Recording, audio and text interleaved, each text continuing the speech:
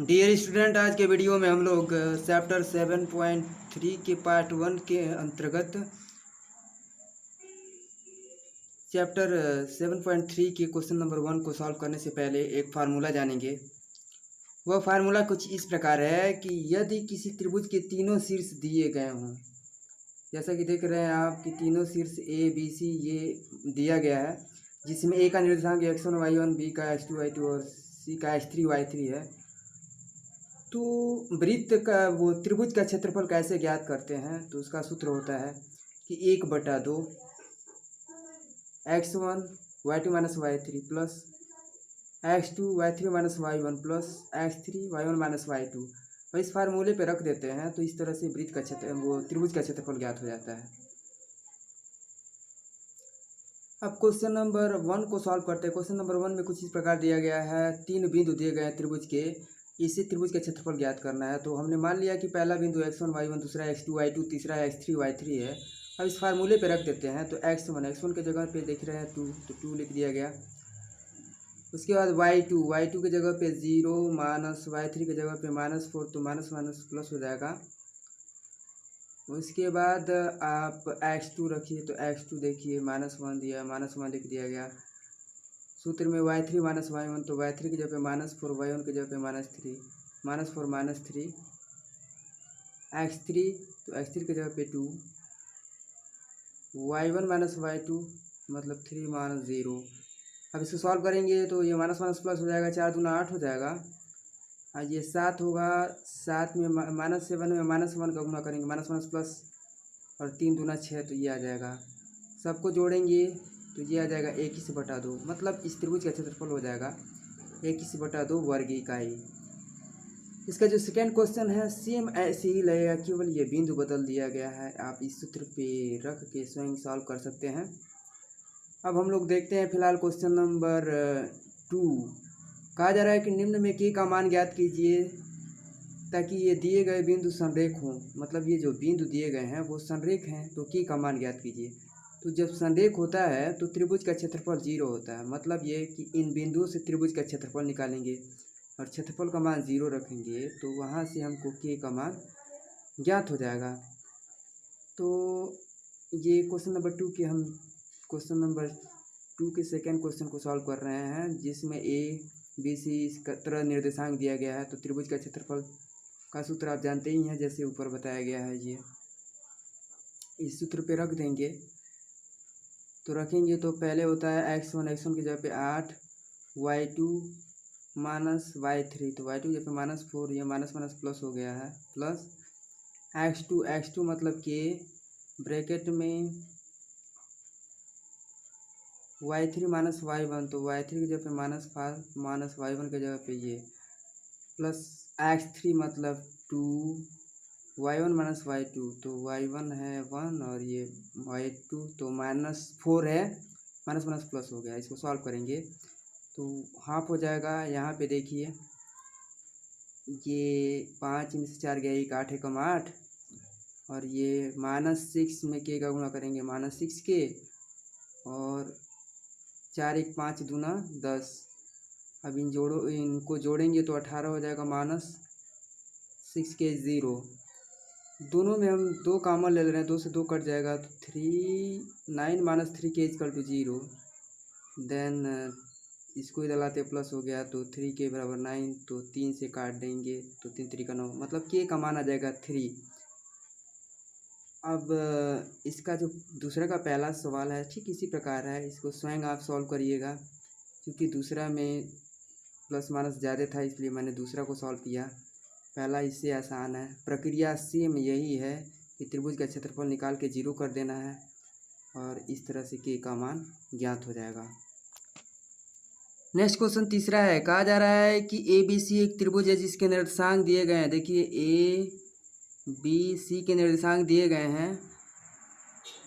अब इस भुजा का मध्य बिंदु डी है, इस भुजा का मध्य बिंदु ई है, इस भुजा का मध्य एफ है।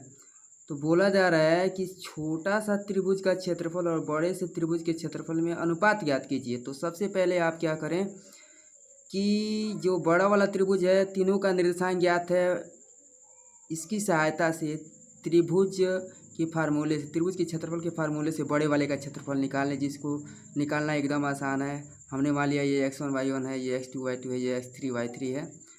अब इस सूत्र में रख दिया गया तो x1 के जगह पे 0, y2 माइनस y3 ये रखना आप जानते ही हैं। क्योंकि ये 0 है, ये कुछ भी रहेगा तो गुणा किया जाए 0 आ जाएगा, ये भी 0, 1 1 2 में 0 गुणा करेंगे 0 आएगा। और ये -1 -3 है तो -4 4 दूना 8 -8 हो जाएगा। अब डबल 0 में -8 जोड़ेंगे या घटाएंगे तो -8 ही होगा, 2 से काट देंगे तो -4 हो गया। क्योंकि क्षेत्रफल जो होता है वो पॉजिटिव होता है, इसलिए इसका बड़े वाले त्रिभुज का जो क्षेत्रफल वो हो गया वो 4 वर्ग इकाई हो गया, वर्ग इकाई हो गया। अब छोटे वाले त्रिभुज का क्षेत्रफल निकालना है तो उसके लिए क्या करेंगे, इस बिंदु को लेकर के d का निर्देशांक निकालेंगे। तो d इन दोनों के मध्य बिंदु में है, तो मध्य बिंदु का निर्देशांक जानते ही हम लोग होता है x1 + x2/2 y1 + y2/2, मतलब x1 + x2। तो देखिए 2 + 0/2 फिर से 1 + 3/2। सॉल्व कर देंगे तो ये आ जाएगा, 2 से 2 कट गया 1, ये 3 1 4, 2 का भाग देंगे 2 आ जाएगा। तो d का निर्देशांक वैसे ही यहाँ पे 0 + 0/2, उसके बाद से 3 - 1/2। तो देखिए सॉल्व करेंगे तो ये आ जाएगा 0 और ये 1। ऐसे ही इसका निर्देशांक निकालना है तो 0 + 2/2 और -1 + 1/2, तो ये 1, 0 आ जाएगा। अब D E F तीनों का मान हमको मालूम हो गया, तो अब त्रिभुज के क्षेत्रफल से इसका लगा देंगे। मान लेंगे ये x1 y1, ये x2 y2, ये x3 y3 सूत्र पे रख देंगे। सॉल्व करेंगे तो ये 1 एकम 1 होगा, 0 का इसमें गुणा करेंगे 0 आ जाएगा, और 2 में से 1 गया तो ये 1 होगा, मतलब 1 धन 1 + 0 तो 2 होगा, 2 से 2 कट गया 1 आ गया। मतलब छोटे त्रिभुज का क्षेत्रफल निकल गया 1 वर्ग इकाई। तो छोटा संबंध है बड़ा, मतलब 1 संबंध है 4। तो इस तरह से छोटे त्रिभुज और बड़े त्रिभुज में अनुपात 1 संबंध है 4 हो जाएगा। इसके बाद हम लोग सवाल देखते हैं, ये चौथा है। चौथा सवाल में कुछ इस प्रकार दिया गया है, एक चतुर्भुज जैसा कि आप देख पा रहे हैं, ये A, ये B, ये C और ये D है। अब इसके चारों के निर्देशांक दिए गए हैं, तो चतुर्भुज का क्षेत्रफल निकालना है। तो चतुर्भुज का क्षेत्रफल निकालने का कोई फार्मूला नहीं बताया गया है, तो इसलिए हम क्या करेंगे, इससे इसको मिला देंगे। अब जब विकर्ण को मिला देंगे तो एक ये त्रिभुज बन गया, एक ये त्रिभुज बन गया। तो बिंदु ये और ये लेकर के, मतलब मान लेंगे कि ये x1 y1 है, ये x2 y2 है, ये x3 y3 है। तो इससे लेकर के एक क्षेत्रफल निकाल देंगे त्रिभुज का, और फिर से ये x2 y2 माने है, ये x3 y3, तो इसको मान लेंगे x1 y1।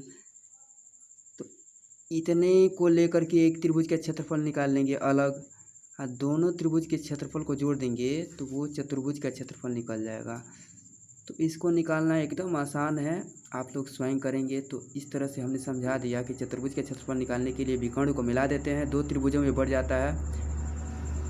आप त्रिभुज के क्षेत्रफल से एक त्रिभुज का क्षेत्रफल निकाल लीजिए, दूसरे त्रिभुज का क्षेत्रफल निकाल दीजिए, दोनों त्रिभुजों के क्षेत्रफल को जोड़ दीजिए तो वो निकल जाता है चतुर्भुज का क्षेत्रफल। तो हम उम्मीद कर रहे हैं कि आप समझ गए होंगे। तो दोनों त्रिभुज का क्षेत्रफल निकाल करके जोड़ दीजिएगा। अब नेक्स्ट क्वेश्चन है, वो है क्वेश्चन नंबर 5।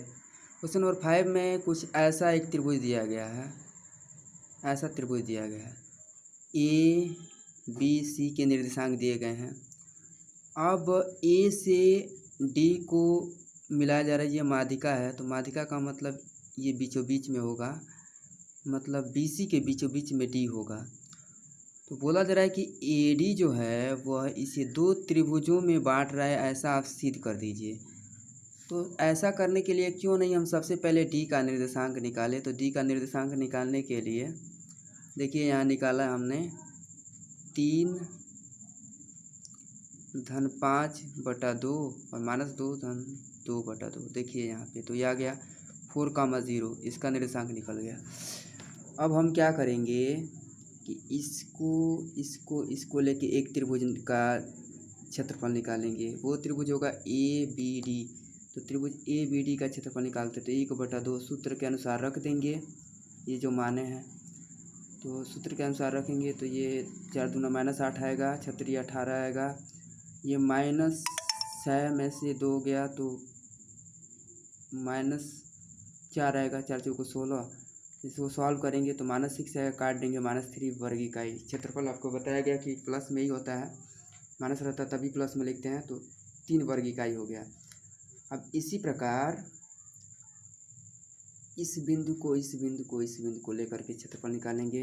तो यहाँ x1 y1 मान लेंगे, x2 y2 x3 y3 इस सूत्र पे रख देंगे तो ये 8 हो जाएगा, 5 6 30 हो जाएगा, ये जुटेगा माइनस तो 8 चौको 32 हो जाएगा माइनस में। इसको सॉल्व करेंगे तो 1/2, इसको जोड़ देंगे, इसको जोड़ देंगे, 38 में से 32 गया तो ये 6 बचेगा, काट देंगे 3। जैसा कि देख पा रहे हैं कि पहले त्रिभुज का भी एरिया 3 आया है, दूसरे का भी एरिया 3 आया, मतलब कि इसका क्षेत्रफल इसके क्षेत्रफल के बराबर है। अतः D त्रिभुज को 2 समान त्रिभुजों में बांट रहा है। तो आज के वीडियो में इतना ही। फिलहाल अगले प्रश्न को नेक्स्ट वीडियो में सॉल्व करेंगे। धन्यवाद।